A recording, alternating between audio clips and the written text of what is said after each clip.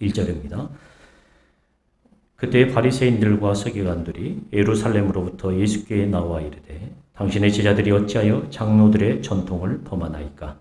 떡 먹을 때에 손을 씻지 아니하나이다. 대답하여 이르시되 너희는 어찌하여 너희의 전통으로 하나님의 계명을 범하느냐?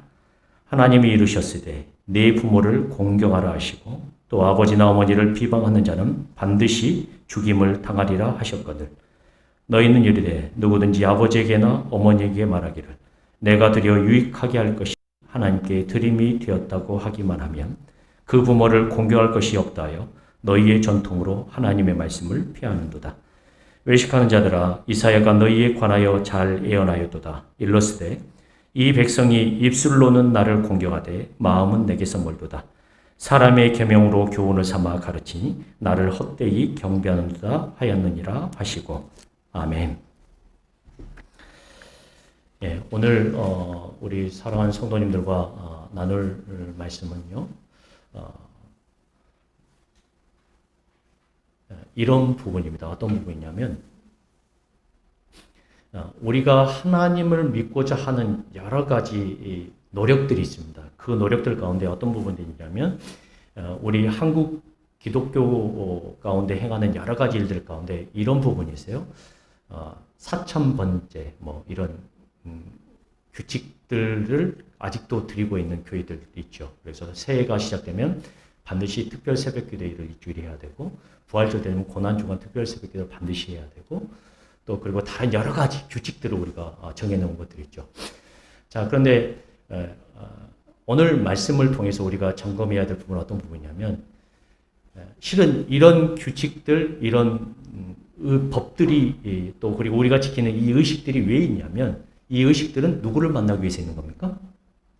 실제로 하나님과 더 가깝게 하나님이 무엇을 원하고 있는지 하나님과 더 접근하기 위해서 주어진 여러 가지 규칙들인데 실은 어떤 부분이 문제가 되고 있냐면 이런 부분이 문제가 돼요. 하나님을 만나고 하나님을 경배하고 하나님을 의지하기 위한 그런 방법들이어야 되는데 이 방법을 지키는 것이 목적이 되어버린 경우가 있다는 거죠.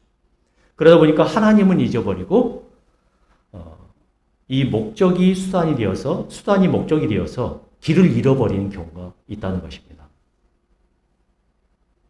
오늘 그 부분에 관해서 조금 말씀을 나누려고 하는데 이런 것들을 실은 뭐냐면 하나님을 만나기 위해서 만들었던 여러 가지 규칙들과 법들이 오히려 하나님을 섬기지 못하고 다른 것들을 섬기게 만드는 도구가 되어버렸다. 이런 단어를 우리가 정리해 보자면 어떻게 표현할 수 있냐면 이율배반이라고 말할 수 있을 것 같습니다. 예, 하나 넘겨주시고요. 이율배반이란 말이 어떤 말이냐면 서로 모순되어서 양립할 수 없는 두 개의 명제를 뜻하는 말입니다. 이게 무슨 말이냐면 아까 설명했듯이 하나님을 만나고자 하나님을 섬기고자 개발했던 그 규칙들이 오히려 무엇을 하게 된다? 하나님을 멀어지게 만든 요소가 되었다는 거죠. 이게 예를 들자면 이런 겁니다. 어떤 분이 이렇게 예를 들었는데 원수를 사랑하라고 예수님께서 말씀을 하셨죠. 그런데 원수를 사랑하는 그 예수님을 따른다고 하면서 우리 안에 어떤 일이냐면 나에게 조그만 상처를 주는 가족조차 사랑하지 못하는 그러한 이율배반적인 일들을 우리가 하고 있다는 거예요. 말과 행실이 다른 거예요.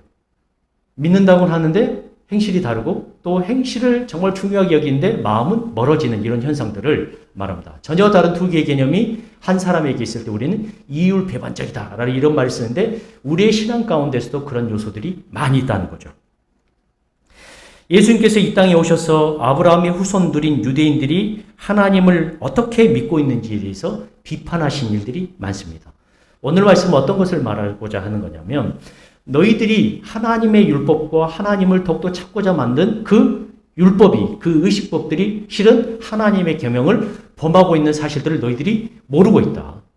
그것에 대해서 내가 말하고자 한다. 비판하고자 한다. 그것을 어떻게 예수님께서 비판하시냐면 예배에 대한 개념을 가지고 이들이 어떻게 그들이 만든 의식법과 유전들을 가지고 하나님의 계명을 범하고 있는지 그리고 진정한 예배란 무엇인지를 하나님께서 언급하고 예수님께서 그들의 마음을 돌리셔서 예수님께서 진정한 예배란 무엇인지를 말하고 있는 것을 통해서 니들이 지금 어떻게 잘못하고 있는지를 좀 깨닫도록 지금 유도하신다는 거죠. 오늘 제가 이 말씀을 통해서 예수님께서 말씀하신 예배와 유대인들이 말하는 예배를 비교 설명하면서 예수님께서 말씀하시고 단 진정한 하나님께서 원하신 예배가 무엇인지, 그리고 그 예배를 통해서 유대인 교회의 미래와 또 우리의 미래가 어떻게 되어질 것이냐 한번 확인해 보려고 하는 그런 시간을 갖기로 합니다. 첫 번째는 예수님은 어떻게 하시냐면 진정한 예배란 하나님의 말씀에 기초해야 된다고 말씀하셨습니다. 진정한 예배는 무엇에 기초해야 된다고요? 하나님의 말씀에 기초해야 합니다. 하지만 바리새인들은 하나님의 말씀에 기초해야 함에도 불구하고 뭘 더 소중하게 했냐면 장로들의 유전과 의식법을 더 소중하게 여겼다는 것입니다. 네, 이런 겁니다. 예배는 하나님의 말씀에 기초해야 된다. 그런데 그 하나님의 말씀에 기초해야 되는 것을 더 잘 지키기 위해서 유대인들이 뭘 개발했냐면 장로들의 유전과 의식을 개발했다는 거죠. 그래서 바리새인들에게는 많은 의식법들이 있는데 그 의식법들 중에 하나가 뭐냐면 밥 먹기 전에 뭘 해야 된다? 손을 씻어야 된다는 유전이 있었어요. 이건 법이에요. 밥을 먹기 전에 반드시 뭘 해야 된다? 손을 씻어야 된다. 이걸 좀 다르게 표현하자면 이겁니다. 여러분, 왜 이 사람들이 이거를 이렇게 개발했냐면 이 사람들도 잘 설명하지 못하지만 제가 생각하는 것은 뭐냐면 여러분, 이들이 밥을 먹기 전에 손을 씻어야 된다는 이 의식법을 개발한 것은 그들의 일상 가운데, 그들의 삶 가운데 누구와 더 가까이 가기 위해서 이걸 만들었을까요? 예, 제가 보기엔 하나님께 더 가까이 가고자 이것을 만들었다는 거죠. 손을 씻으면서 실은 무엇을 생각을 해야 된다? 예, 우리는 하나님 앞에 죄인이기 때문에 주의 보혈이라는 주의 은혜가 아니면 살아갈 수 없는 그런 사람들이라는 그런 마음들을 아마 누리기 위해서 그렇게 개발하기 위해 그런 것들을 누리기 위해서 개발한 게 아닌가 하는 생각이 듭니다.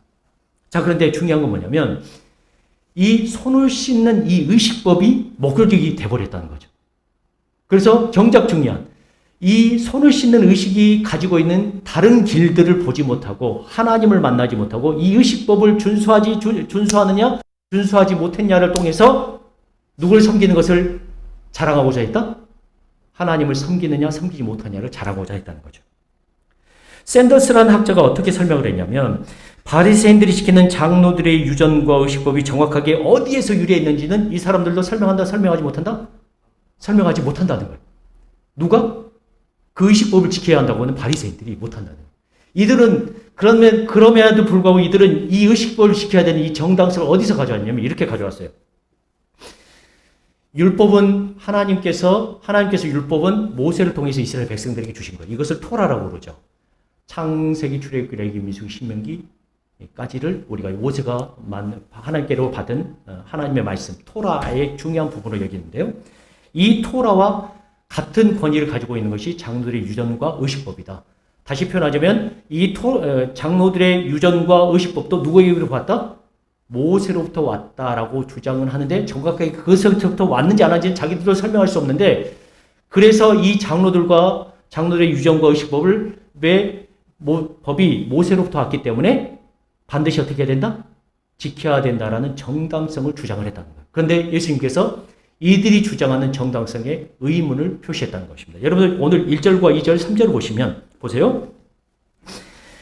그때의 바리새인들과 서기관들이 예루살렘으로부터 예수께 나와 이르되 당신의 제자들이 어찌하여 장로들의 전통을 범하나이까? 먹을 때 손을 씻지 아니하나이까? 이 말은 무슨 말이냐면 당신의 제자들이 반드시 장로의 전통을 지켜야 되고 떡 먹을 때 손을 어떻게 해야 된다? 씻어야 되는 것이 당연하고 반드시 지켜야 되는 건데 왜 지키지 않느냐? 이렇게 물어본 거죠. 그래서 3절에 예수님께서 이들에 대해서 어떻게 대답을 했냐면 대답을 하시지 않고 오히려 질문을 하신 겁니다. 너희들이 가지고 있는 그 장로들의 전통과 그 의식법이 정당성을 가지고 있느냐를 어떻게 표현을 했냐면 너희는 어찌하여 너희의 전통으로 하나님의 계명을 범하느냐 라고 이야기를 한 거죠. 실은 너희들이 개발한 그 전통이 무엇을 지키기 위해서 있다? 율법을 온전하게 지키기 위해서 만들어진 거다. 그런데 그 율법을 온전하게 지키기 위해서 만들어진 그 법이 지금 무엇을 범하고 있다고요? 하나님의 계명을 범하고 있다라고 표현한 거예요. 이것을 어떤 예를 들어서 설명하냐면 고르반이라는 예를 들어서 설명한 겁니다. 고르반이란 뭐냐면 이런 겁니다. 우리 입에 금덩이로 만든 이 텀블러가 있어요. 중요할까요? 중요하지 않을까요? 굉장히 중요한 거죠. 중요한 거죠. 24K로 만든 거니까. 순금으로 만든 거예요. 그러면 돈이 얼마나 할까요? 예, 비싸죠. 비싸요. 근데 지금 살다 보니까 이게 형편이 어려워지니까 부모님을 잘 공양할 수가 없어요. 부모님을 잘 공양할 수가 없어서 지금 형편은 이것을 팔아야 되는데, 팔아서 부모님을 공양을 했는데, 이것을 팔고 싶다, 팔고 싶지 않다? 팔고 싶지 않다고 그런 거예요. 그러면 이들이 어떻게 하면 이건 고르반 되었다 하려고 해요. 이거 어떻게 되냐? 하나님께 드림이 되었다는 거예요. 그래서 늙으신 부모를 모시기 위해서도 이것은 절대로 하나님께 구별돼서 드린 거니까 우리가 팔면 된다, 안 된다? 안 된다라는 거예요. 그러나 이게 무슨 말이냐면, 그런데 이 고르반 전통 중에 아주 웃기는 게 뭐냐면, 여러분, 부모를 잘 공경하지 못하는 10계명의 5계명에서 어떻게까지 이야기냐면, 부모를 공경하지 않는 자녀들은 어떻게 된다? 사형에 처할 수 있다는 게 율법에 기록되어 있어요. 그런데 이것을 면하기 위해서 이 유대인들이 뭐냐면, 이것은 고르반 되었다라는 이 전통을, 이 풍습을 만드는데, 법을 만드는데 뭐냐면, 하나님께 드림이 되었기 때문에 부모를 공경을 해야 되지만 이것이 하나님께 드림이 절대로 쓸 수 있다, 없다? 없다. 자, 그런데 재밌는 건 뭐냐면, 보세요. 그런데 이러한 물건을 부모에게 건네주지 않기 위해서 이 방법을 썼는데, 무슨 말이냐면, 이 물건을 하나님께 드리는 데 있으면 어디다 바쳐야 되는 거죠? 실은 하나님께 바쳐야 되는 거죠.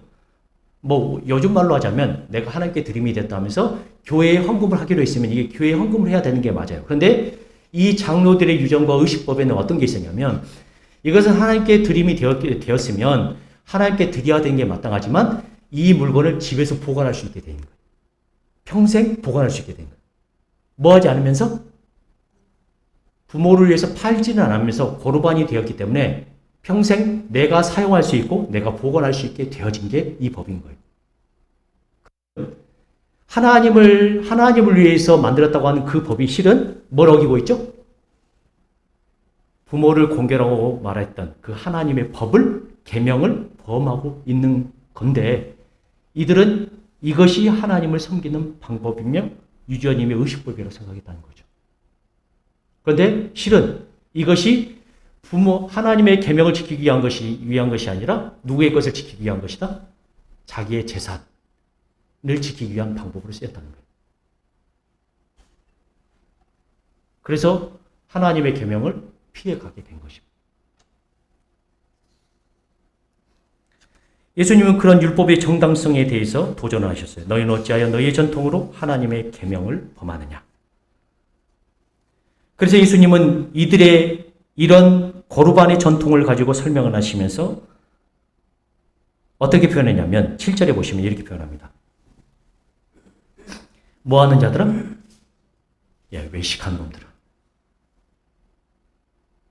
하나님의 율법을 잘 지키기 위해서 만들었던 그 법이 도리어 무엇을 범하고 있다? 하나님의 계명을 범하고 있다. 그러므로 너희들은 뭐한 놈들이다? 외식한 놈들이다 라고 표현합니다. 야, 너희들이 지금 경건한 사기를 치고 있다 이렇게 말한 거예요. 예수님은 이런 바리새인들의 이율배반적인 모습을 이사야의 말씀으로 정의를 내리셨는데 이렇게 이야기를 했습니다. 어떻게 말씀하시냐면 8절과 9절 여러분 천천히 같이 읽어볼까요? 시작. 이 백성이 입술로는 나를 공경하되 마음은 내게서 멀도다. 사람의 계명으로 교훈을 삼아 가르치어 나를 헛되이 경배하는도다 하였느니라. 아멘. 예수님은 바리새인들이 그리고 서기관들이 유대교의 수준을 어떤 수준으로 전락시켰다고 말하냐면 이렇게 표현하셨어요. 행위 및 인위적인 규범들의 수준으로 전락시켰다라고 평가를 했습니다. 이게 무슨 말이냐면 행위의 정당성을 통해서 하나님의 인정을 확보하려고 했다는 거죠. 하지만 그들의 마음은 무엇으로부터 멀어져 있었다? 하나님께로부터 멀어져 있었다는 거예요. 결과적으로 그들의 경배는 헛된 것이었는데 여러분 사람의 계명으로 교훈을 삼아 가르치지 나를 헛되이 경배하는도다. 이 헛되다는 단어의 원뜻이 뭐냐면 헬라어로는 마텐이라고 그러는데 이 헛되다는 단어가 어떤 의미를 가지고 있냐면 열매가 없는 무익한이라는 뜻을 가지고 있습니다. 여러분 저번 주에 제가 하나님을 신뢰하고 하나님을 믿는 자들은 뭘 맺을 수 있다고 그랬죠? 열매를 맺을 수 있다고 그러는데 열매의 가장 중요한 부분 중에 하나가 여러분 눈에 보이는 것을 말하는 것이 아니라 내가 하나님과 더 가까워진지 하나님을 가까워진지 하나님을 신뢰하고 있는지 하나님을 따르고 있는지에 관한 부분이 하나님께서 뭘 보고 있다. 예수님께서 뭘로 정의하셨다? 열매로 정의하셨다는 거예요. 결국 하나님을 공경하고 하나님을 정말로 마음으로 따르는 그 열매가 있으면 우리 안에 열매가 어떻게 된다? 자연스럽게 맺혀지고 있다라는 것을 더 말하는 거죠.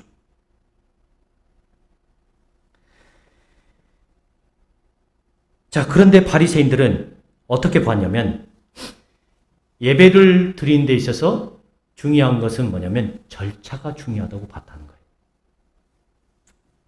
이런 겁니다. 여러분 오늘 우리 주보에 보면 예배 순서가 이렇게 다 있죠. 여러분 이 예배 순서를 왜 우리가 정했겠습니까? 이렇게 하면 하나님께 더 어떻게 한다?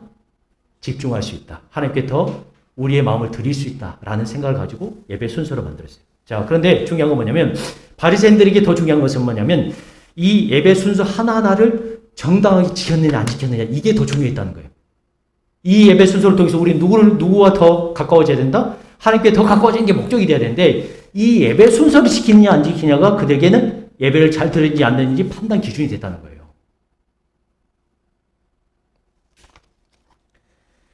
반면 예수님은 예배란 어떤 것이냐면 하나님과의 관계라고 말한 것입니다.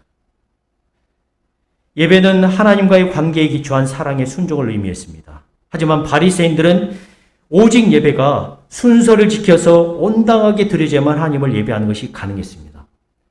그래서 그들이 집중했던 것은 무엇이냐면 율법에 있는 대로 순서 하나하나를 정확하게 지켜서 그것을 지키는 것이 중요했지 그것을 통해서 누구를 봐야 되는지를 전혀 읽지를 못했다는 거죠. 예수님은 그게 중요한 것이 아니라 사람의 마음이 하나님께 향해져 있지 않다면 하나님을 경외하는 것은 가능하다 불가능하다? 불가능하다고 말씀했다는 거예요. 의식이 중요한 것이 아니라 너희 의식을 지키는 그 사람들이 너희들의 마음이 지금 무엇을 향해 있는 게 더 중요하다? 하나님을 바라보는 것이 더 중요하다고 이야기했던 거예요. 그래서 이 윌리엄 템플 주교가 예배를 어떻게 정의했냐면 이렇게 정의를 했습니다. 보시면 예배하는 것은 하나님의 거룩으로 하심으로 인해 무엇이 깨어난 것이다? 양심이 깨어난 것이다. 하나님의 진리로 마음을 먹이는 것입니다. 예배란 하나님의 아름다움으로 상상력을 깨끗하게 하는 것입니다. 예배란 하나님의 사랑을 향해 심령을 여는 것이며 예배란 하나님의 목적에 우리의 뜻을 헌신하는 것이 예배인데 우리는 어떤 것에 집중하고 있냐면 오늘 목사님이 찬양하다가 목소리가 삥 났어. 이건 진짜 예배가 아니야. 그리고 성가대에서 찬양하는데 화음이 맞지 않아. 야, 저게 찬양이라고 하는 거야? 이러고 있다는 거예요, 지금.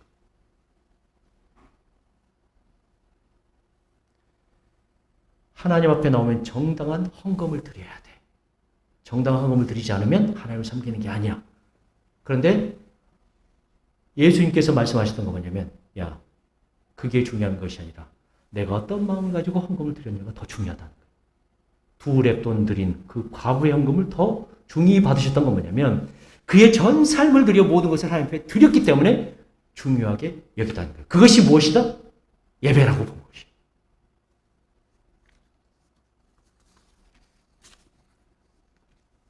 그래서 예수님은 두 번째로 진정한 예배란 무엇이냐를 설명하셨을 때 외적인 의식이 아니라 내적 정결이 중요하다고 말씀하셨습니다.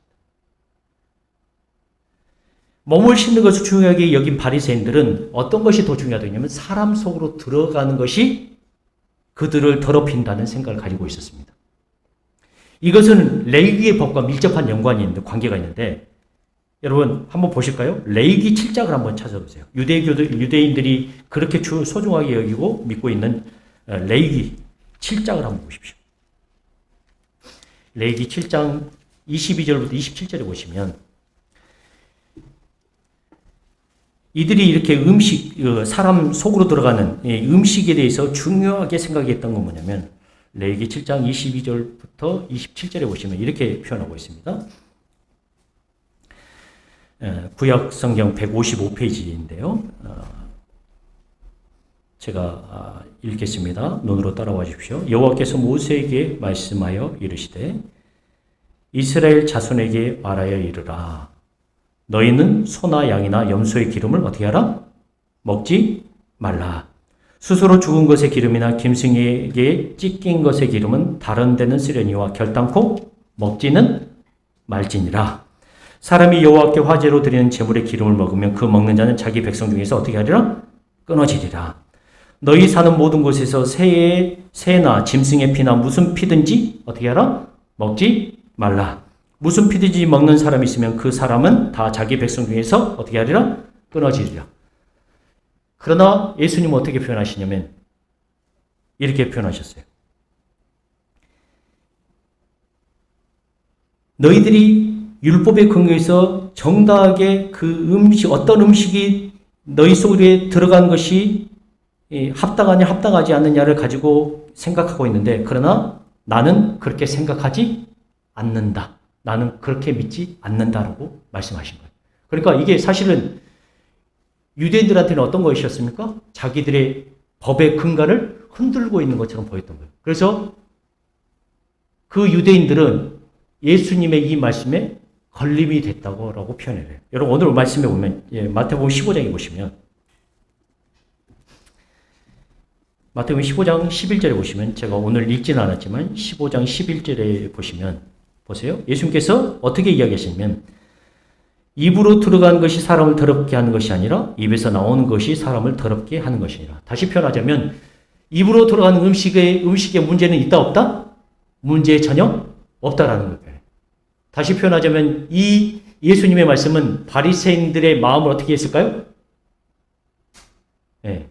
부딪히면 만든 거예요. 아니 율법이 이렇게 먹지 말라고 한 게 있는데 왜 예수님은 먹지 말라고 한 그 모든 것에 대해서, 음식에 대해서 어떻게 한 것이냐면 정결하다고 이야기하고 있느냐. 발칵 뒤집힌 거예요. 바리새인들의 반응이 이상한 것이 아니었다는 거죠. 예수님은 굉장히 의도적으로 확고한 자세로 구약의 의식법에 반대하셨습니다. 하나님은 광야의 백성에게 종교적인 이유뿐만이 아니라 건강상의 이유로 음식에 관한 법을 이스라엘 백성들에게 주셨던 거예요. 야, 너희들 광야 생활할 때 피를 먹으면 어떻게 될까요?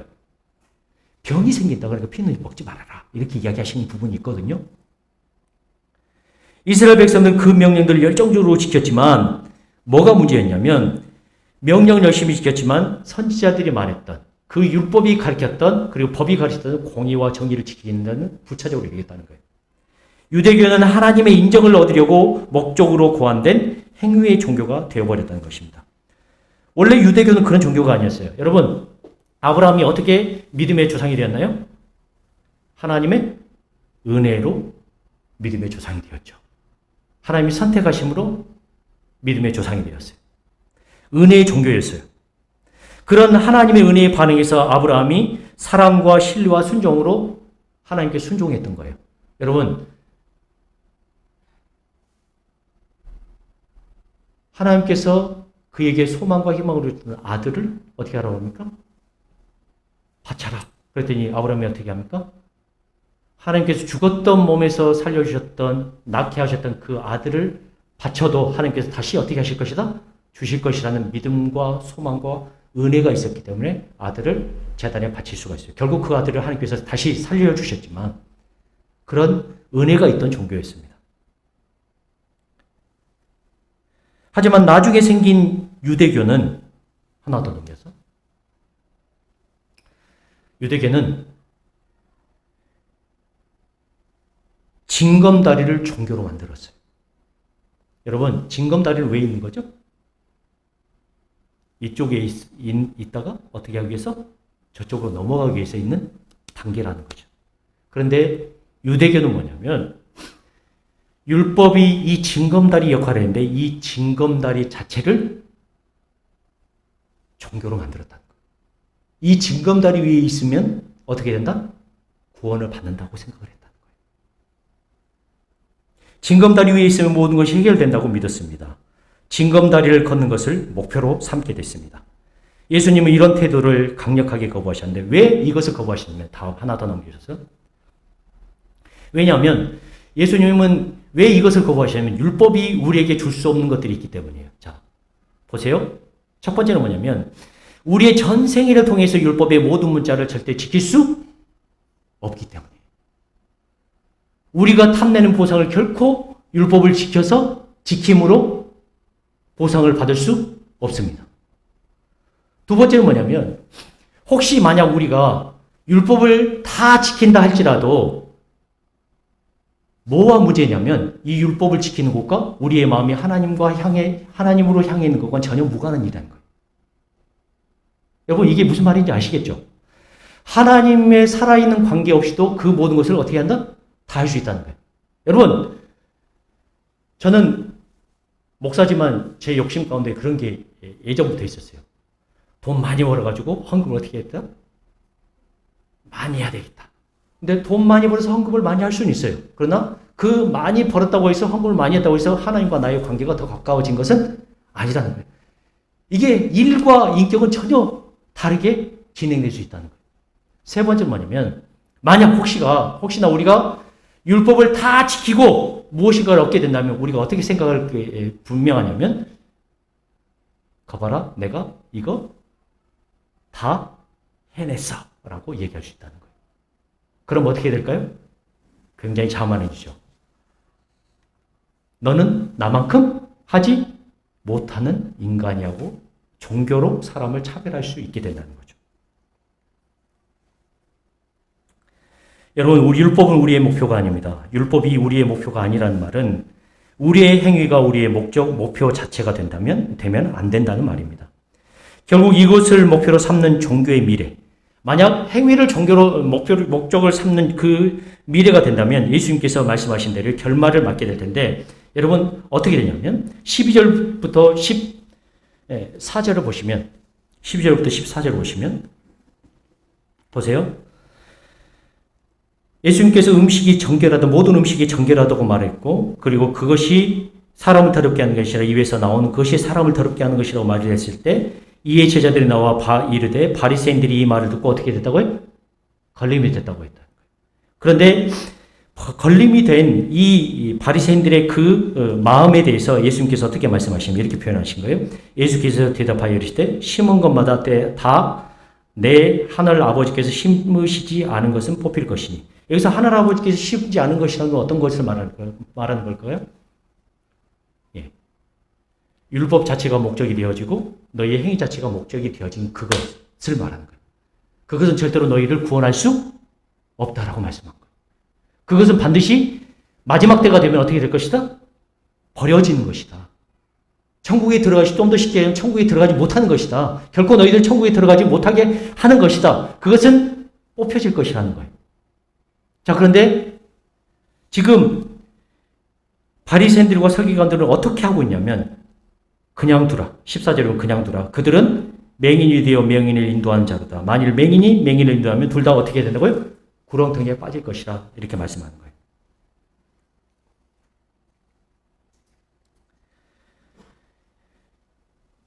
유대인의 길을 따르는 자는 눈먼 소경이다. 이 길을 인도한 자도 눈먼 소경이다. 결국엔 둘 다 어떻게 될 것이라고요? 구렁텅이에 빠질 것이란 말이에요. 하지만 제자들은 이 비유를 이해했을까 이해하지 못했을까요? 이해하지 못했다는 거예요. 이해하지 못한 제자들이 만약 이 바리새인들과 서기관들의 길을 계속 그대로 갔다 그러면 어떻게 될까요? 결국이 구렁텅이에 빠지게 될 거라는 거죠. 유대계의 미래를 예측할 수 없었어요. 아직까지 거기에서 빠져나오지 못했습니다. 제자들은 깨닫지 못했어요. 그런데 우리는 1세기에 이런 종교들의 행위가 끝났다고 생각하는 경향이 있는 것 같아요. 그러나 우리의 시대에도 계속해서 엉뚱한 씨를 뿌릴 때가 많다는 겁니다. 요즘 우리가 믿는 기독교의 행위를 좀 보기로 원합니다. 하나님과의 관계를 중요시 여기기보다는 우리의 행위가 목적이 된 것 같습니다.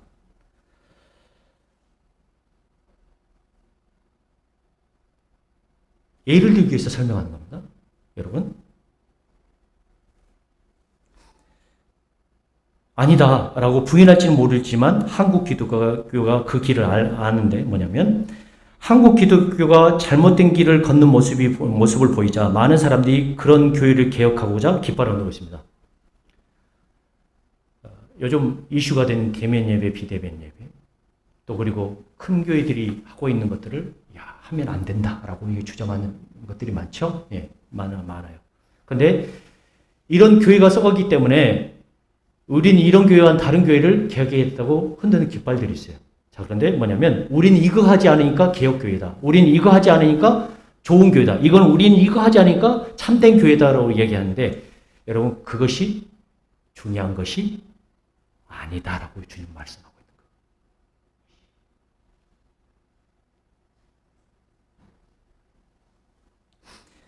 그것이 목적일 때 우리는 예수님께서 반대하신 길을 걷게 된다는 겁니다. 그러면 어떻게 할 것인가?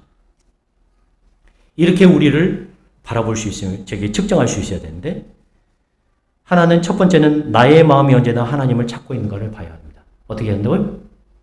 나의 마음이 하나님을 언제나 찾고 있는지를 봐야 됩니다. 여러분 힘들고 어려울 때 무엇을 찾고 있는지를 봐야 됩니다. 저도 그런 마음이 들어요.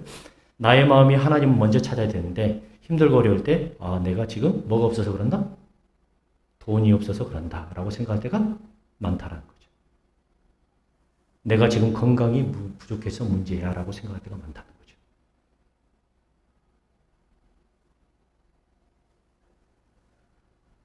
두 번째는 뭐냐면 하나님을 언제나 찾는 사람들의 특징은 뭐냐면 사람을 보는 눈이 다르다는 거예요. 하나님을 늘 찾는 사람은 내가 하나님의 은혜로 구원을 받은 사람이기에 다른 사람을 쳐다보는 눈도 은혜로 바라보게 되었습니다. 너는 그러니까 안 되라는 게 아니라 너하고 나는 어떻게 하냐면 똑같은 존재다. 근데 그 똑같은 존재인 나도 하나님 은혜로 구원을 받았다. 그러므로 너를 바라보는 다른 사람을 바라보는 눈이 열려 있다는 거예요. 그래, 그럴 수 있어. 하나님의 은혜만이 저 사람을 구원할 수 있다는 거예요. 넉넉한 마음을 가진다는 거예요. 어떻게 보면 이렇게 볼 수 있습니다. 하나님을 진짜 찾고 예배하는 사람들은 뭐냐면 이 땅에 존재하는 모든 사람들에 대해서 정치적으로 조금 반대 있는 사람들도 뭐냐면 그들도 어떻게 된다? 구원받아야 될 사람들이다. 하나님이 은혜로 구원시키기를 원하는 사람들이라는 생각을 가지고 바라봐야 된다. 나쁜 놈들이 아니라.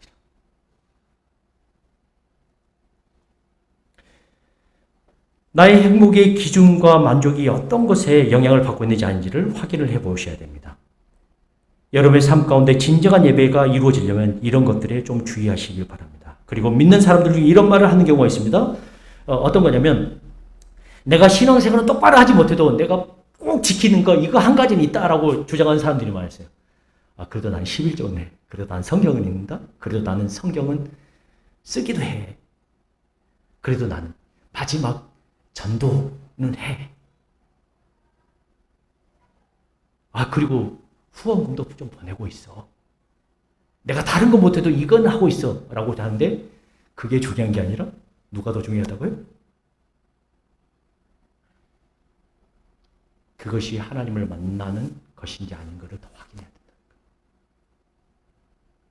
하나님과의 관계 때문에 이런 것들을 하는 거지 하나님과의 관계가 빠진 것은 아무런 의미가 없다라는 것입니다.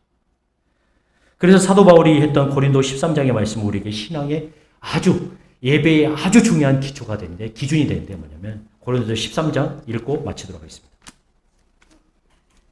고린도서 13장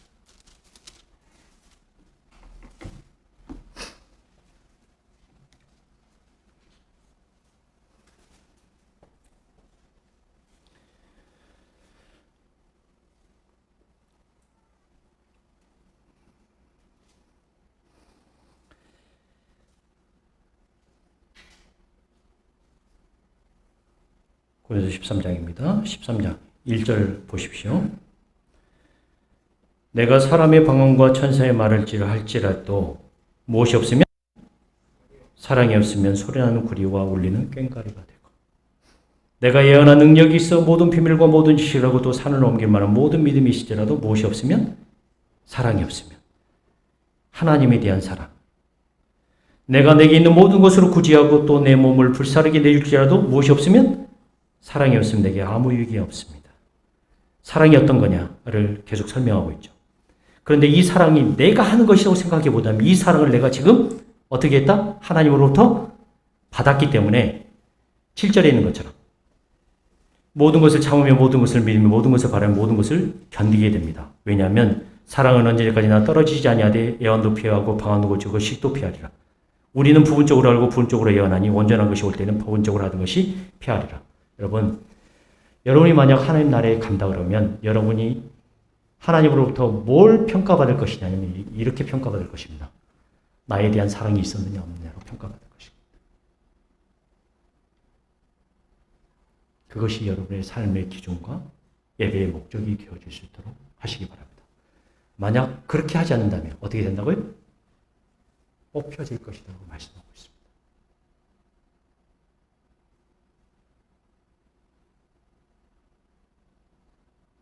여러분의 진정한 예배, 진정한 기준이 무엇인가를 확인하면서 우리가 비판하고 있는 그 유대교의 미래를 따라가지 않았으면 좋겠습니다. 예수님께 말씀하신 진정한 예수 그리스도 교, 기독교의 길을 걸어가시길 바랍니다. 그것이 우리를 살고 살리게 하는 길임을 의심하지 말고 말씀에 기초하고 하나님과의 관계가 나의 관계가 어떻게 되기를 날마다 점검하면서 이 길을 걸어가는 주의 사랑하는 성도님들이 되시길 주님의 이름으로 간절히 축원합니다. 아멘.